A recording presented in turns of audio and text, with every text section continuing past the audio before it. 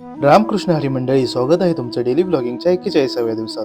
तर आज जिम मध्ये चांगली धावायची स्पर्धाच लागली. तू पुढं की मी पुढं, नुसतं पळ आणि पळ. आणि त्या पळायच्या नादात मी आज जास्तच दमलो आणि नंतर मी घरी यायला निघालो. मंडळीनो, तुम्हाला मी एक गोष्ट सांगतो, आपल्या आयुष्यात कितीही प्रॉब्लेम असले तरी तो कधी चेहऱ्यावर दाखवून द्यायचा नाही, कायम हसत राहायचं. कारण कधी कधी आपला हसरा चेहरा बघून समोरच्यालाही बरं वाटतं. तर आजचं ज्ञान इथंच संपलं. तर घरी आल्यावर पहिल्यांदा पाणी भरून घेतलं. तर नाश्त्याला मी आज अंड्याची बुर्जी आणि चपाती खाल्ली आणि नंतर दाद्यासोबत वैरण आणायला गेलो. इकडे दाद्या वैरण तोडत होता, तेवढ्यात मला आत्यानं हाक मारली आणि ह्या आमच्या मॅडम दोडका काढायला आलेल्या. तिला सांगितलं व्हिडिओ करतोय, तर लगेच अशी स्टाईल मध्ये उभी राहिली.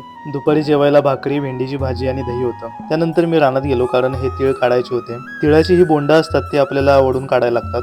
मी आणि आत्या ते काढत होतो, तेवढ्यात पावसाचं वातावरण झालं. मग आम्ही ती सगळी रोपासकट काढली आणि घरी येऊन त्याची बोंड काढत बसलो. संध्याकाळी कवट्यात जात असताना हा आधी भेटला. त्याच्याबरोबर थोड्या वेळा गप्पा मारल्या आणि मी कवट्याकडे जायला निघालो. आज मंगळवार असल्यामुळे कवट्याचा बाजार असतो, गर्दी पण खूप होती. मला जे पाहिजे होतं ते मी घेतलं आणि घरी यायला निघालो. मित्रांनो, तुम्हाला व्हिडिओ कसा वाटला ते कमेंट करून सांगा. व्हिडिओला लाईक करा, शेअर करा, तुमच्या भावाला सपोर्ट करा आणि जाताना फॉलो तेवढं करा. भेटूया उद्या अशाच एका सुंदर व्हिडिओमध्ये. धन्यवाद.